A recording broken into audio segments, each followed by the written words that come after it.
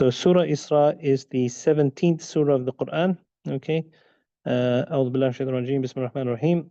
And it's سبحان الذي أسرى بعبده ليلا من المسجد الحرام إلى المسجد الأقصى الذي باركنا حوله لنريه من آياتنا إنه هو السميع البصير.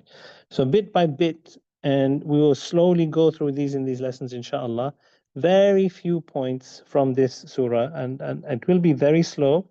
But I thought it's good if we just keep learning a bit by bit. So, and I'm going to try and make it as note format as possible. So, Surah Isra, so very quickly, it is the 49th surah that has been revealed in the order of revelation. Okay, so remember we start with Iqra, Bismi Rabbika alladhi khalaq, and then Surah Al-Muddathir, and so on. So in that order, it's number 49. But of course, in the order of the Mus'haf, it is number 17. Okay, just one before Surah Al-Kahf.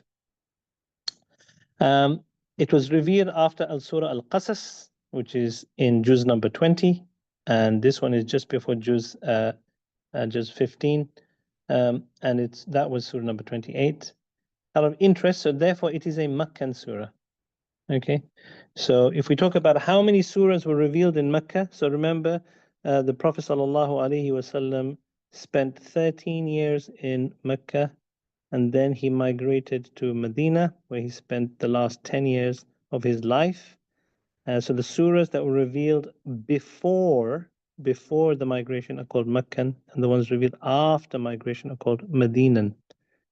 Right? So 72% of the surahs, right? So 82 surahs out of the 114 surahs in the Quran are Meccan.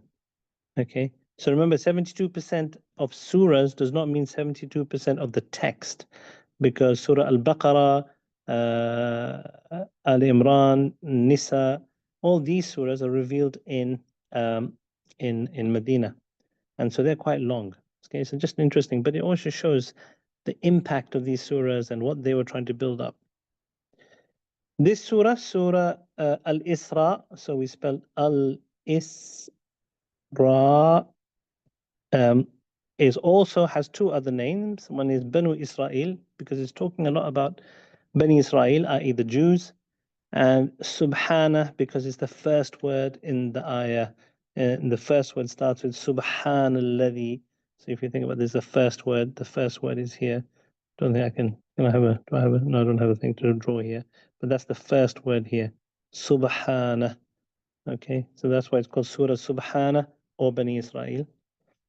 It can have either 111 ayat or 110. So remember, we talked about this, that if an ayah, how do we know an ayah is where you stop, where the reciter stopped, and in one of those places, some of the reciters carry on reading. So that's how they would, in their masahif, they would read 110 ayahs, whereas the Kufi masahif says 111, which is what we have today, what we use normally. And it has some names. Abdullah ibn Mas'ud, he said, we used to call this, amongst other surahs, Al-Isra was called Al-Itaq Al-Awwal. And Itaq is the plural of the word Atiq. Okay, Atiq. And Atiq means old. And old as in a classic, something that's very old but very precious because it's old, or what we might call an antique. Right, and hence the Kaaba is called Baytul Atiq, the ancient house. And what the scholars point out is that the Arabs use the word Atiq when they want to talk about something that's very precious. So to Abdullah ibn Mas'ud, this surah Al-Isra, is very precious. And in another hadith, he called it Hunna min Tiladi. It was the old surahs. In other words, this was one of the first surahs that he personally had memorized completely. And they say that the Prophet ﷺ used to recite it in tahajjud every night, Al-Isra, Al-Isra, and Az-Zumar. And of course, these hadiths should be understood at that time when they were revealed, right? وَكَانَ يَقْرَأُ فِي كُلِّ لَيْلَةٍ سُورَةَ بَنِي إِسْرَائِيلَ وَالزُّمَرِ. Okay.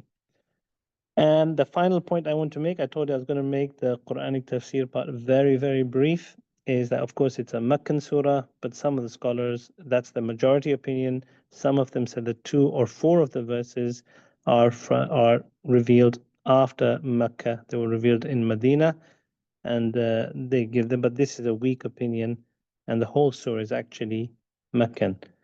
So that brings us to the end of this.